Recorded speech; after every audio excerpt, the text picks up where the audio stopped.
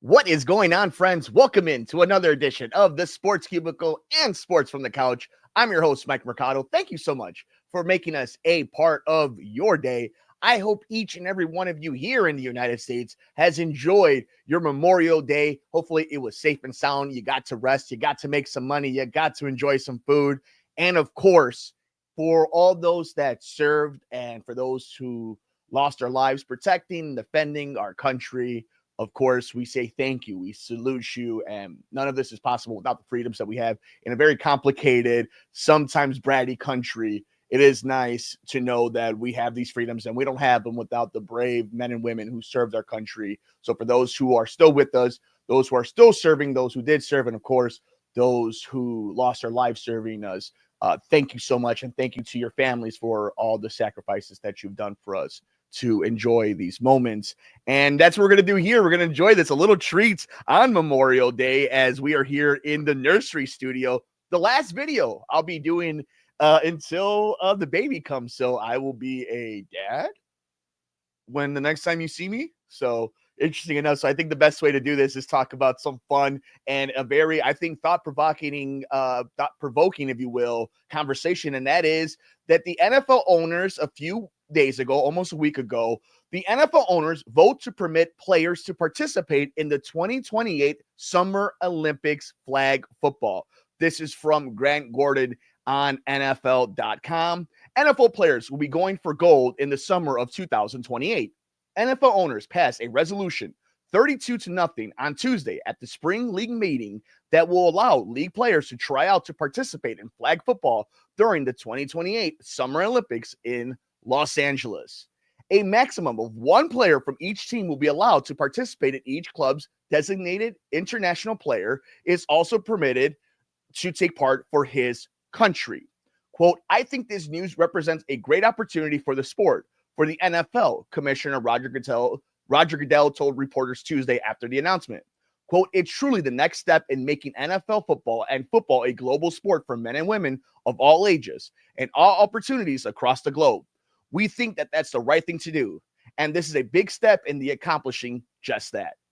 We are now on a global stage, which is exciting, NFL Executive Vice President of Football Operations Troy Vincent said. We can truly bring America's greatest game on the global stage. So following the ratification of the resolution, the League Management Council can now move forward negotiating arrangements with the NFL Players Association, national governing bodies, and Olympic authorities. Rosters of 10 players will be chosen by each country's National Olympic Committee. It's a decision that was anticipated since the International Olympic Committee voted in October of 2023 to add flag football to the 28 Summer Olympics for the first time in the game's history. Not long after, the NFL announced it would begin working with the NFLPA to allow current and former players to potentially compete in the Olympics. Since then, a fervor has grown in the hopes of the NFL possibly building its own dream team. So, what's the good and what's the bad in this? You know, we can have the conversation of how is this going to look? How much are they going to dominate? But I do think there's some nuance to this conversation. And I think it starts with the players and the owners themselves.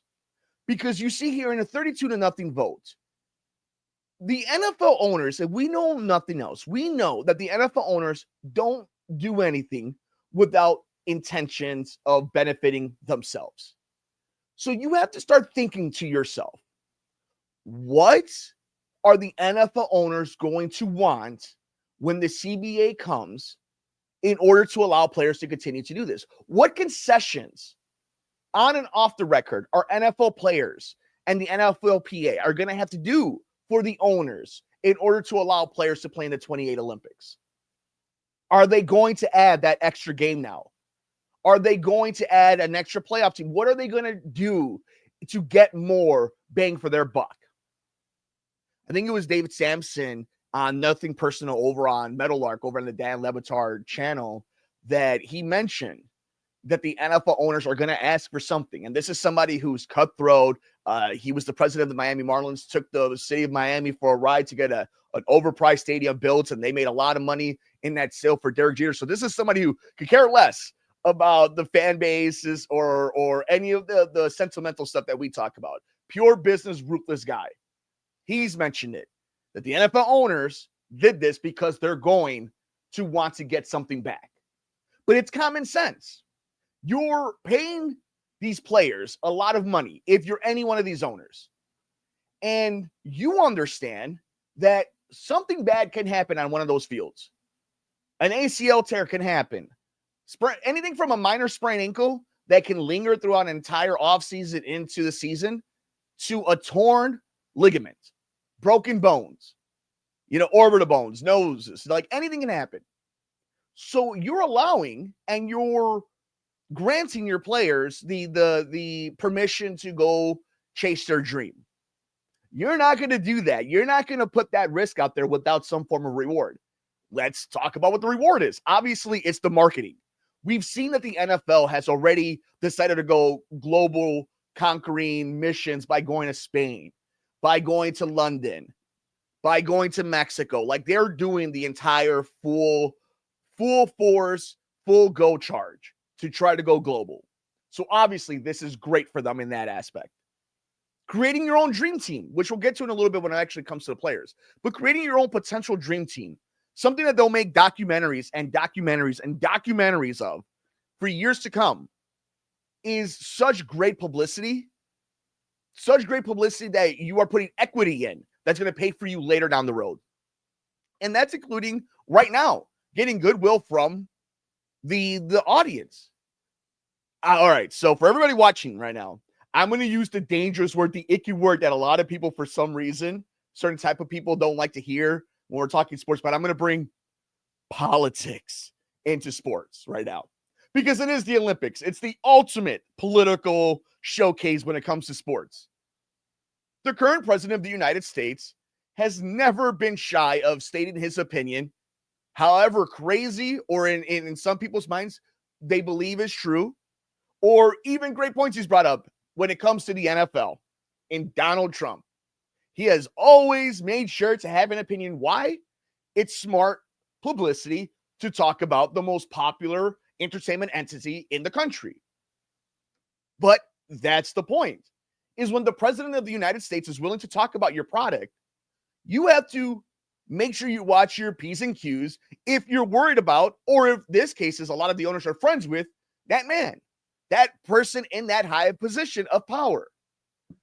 And if you weren't going to allow NFL players to go play in the Olympics, do you not think for 1 second Donald Trump would not use that as any form of a political or personal invitation to use it as a political tool, as a campaign tool, as a fundraising tool? The NFL doesn't love America. The NFL doesn't want America to shine. The NFL is bad. It's a bunch of dummies. They need better players. You can see all the tweets and all his social posts if they didn't do this. So I think part of it was we don't want the president to be on our ass, and we need to make this decision go. So you get the goodwill of the conservative side of the political spectrum. You're not necessarily worried about the liberal side of the spectrum on this one. And when it comes to the players in the NFLPA, players in the NFL have never thought it possible to be an Olympic gold medalist. They themselves have dreamt and have looked up to the dream teams, the redeem teams. This is their opportunity. So the NFL gets in the good graces of players by saying, yes, we'll allow you to do this. It is not even like a sneaky thing. It is pure genius by the NFL and the owners. There is no drawback to this. Because again, it's only going to be a certain amount of players, and certain players are going to opt out of not doing this. Some players are going to be recovering from injuries heading into that season. So there's going to be plenty of superstars that won't play in there. And that brings me into the rosters of the Olympic team to be, as we are breaking down the official news that the NFL owners are allowing NFL players to be on the 2028 flag football team in the Olympic Games. I'm your host, Mike Mercado, here on Sports from the Couch and the Sports Cubicle. And for a long time now, as these movement has come about, NFL players being in the Olympics, when flag football was adopted in IOC and these games are going to be allowed in these Olympics, we've heard from plenty of people of what they think the roster is going to be. They're building the dream team. But we've also heard from actual USA flag football players and their feelings about this, how they don't think they need NFL players to join their roster. I mean, we've seen it with the quarterback of the flag football, the USA men's flag football team, plenty of times. It's not the first time he's been vocal that Darrow Dossett has mentioned plenty of times. I mean, the quote is, and I brought it up, this is a sport that we played for a long time, and we feel like we're the best at it, and we don't need other guys.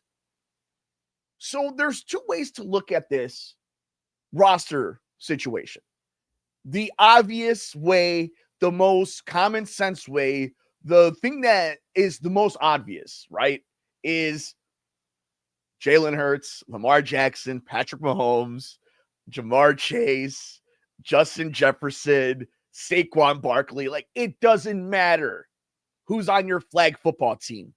It doesn't matter how great they might have been in collegiate ball, JUCO ball. Doesn't matter how great of flag football players they may be, which there is an asterisk to that. There are different ways that this game is played. There is different rules. You know, you would assume that Aaron Judge would be able to walk right onto the USA softball. But there are great USA softball players that aren't necessarily great Major League Baseball players, but they are great at that. It's the same thing here. It's the same situation. So I think it's fair for USA flag football players who have been doing this for a long time to feel some type of way.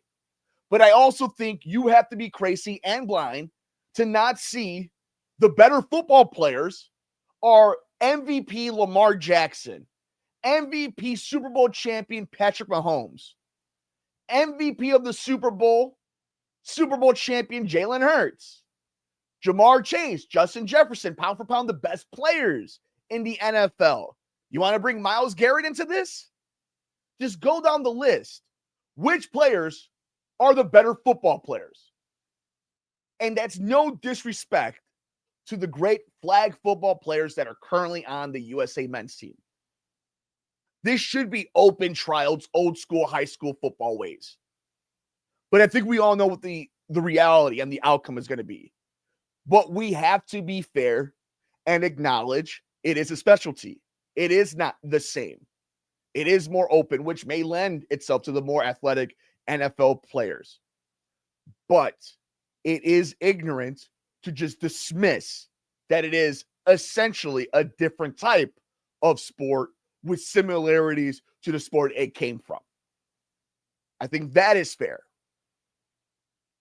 Now, saying all of that, the question becomes, what does this all mean? Right? I think there will be some players that came from Team USA flag football right now that will be on the team, and I think there'll be some superstars from the NFL that will be on this team.